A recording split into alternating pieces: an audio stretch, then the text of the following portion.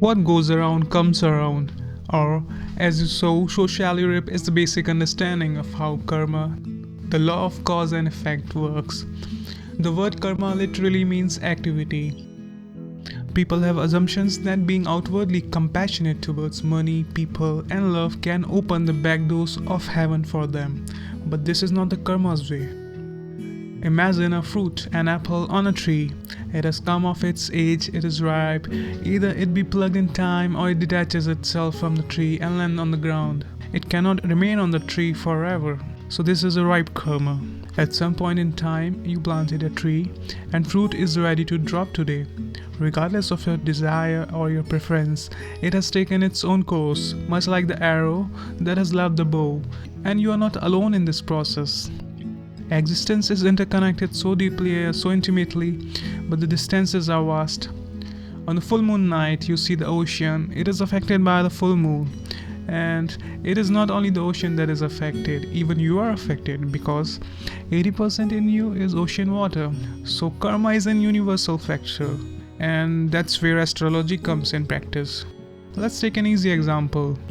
You're listening loud music at your home. That is your karma. There's nothing wrong with it. And your neighbor doesn't like it at all and breaks your window out of anger, is your neighbor's karma. And let's suppose somehow that man is struck by lightning, and then that would be a nature's karma, right? The biblical stories of Adam and Eve attempt to explain a time when man and woman lived without karma. It was a Garden of Eden, a place with no physical suffering. When Eve eats the apple, this is a metaphor for turning away from the God and choosing temptations, desires, greeds, and karma. Snake is a metaphor for desires, and apple is for karmic fruit.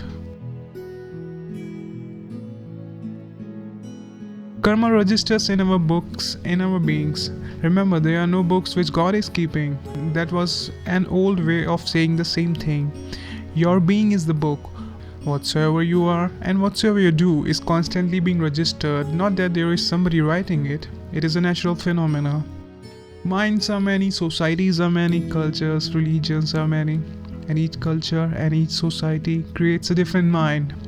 Mind is a social byproduct.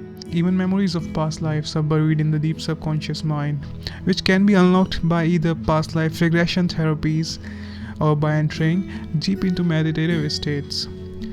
Identification with your mind creates an opaque screen of concepts, labels, images, words, judgments, and definitions. It comes between you and yourself, between you and nature. It is this screen of thoughts that creates the illusion of separateness, the illusion that there is you and a totally separate other.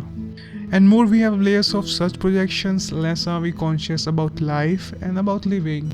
However, people believe that good deeds and behavior brings more good into someone's life, and bad deeds and behavior attracts bad company, which just amplifies the situation for trouble to arise.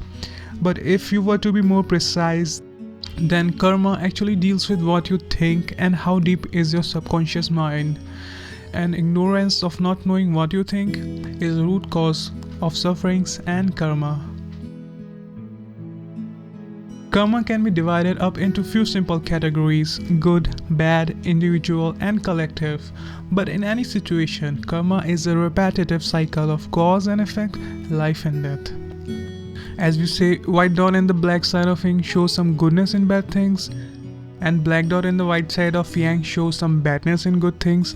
So is the case with good and bad karma. But one can transcend karma through meditation and awareness. Then only free will can be practiced in reality, and then only one can go beyond the cycle of life and death and be completely awakened. If you like this spiritual pill, then don't hesitate to swallow it and stay tuned for more videos.